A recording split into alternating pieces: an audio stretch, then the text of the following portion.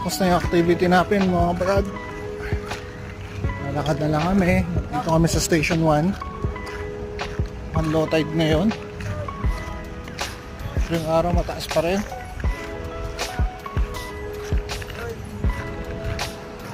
Yan po. Ay.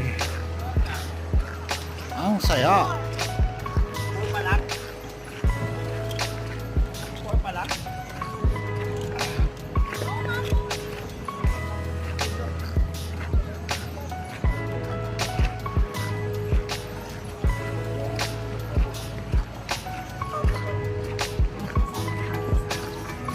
Parang nagpapahinga pa mga tao, no?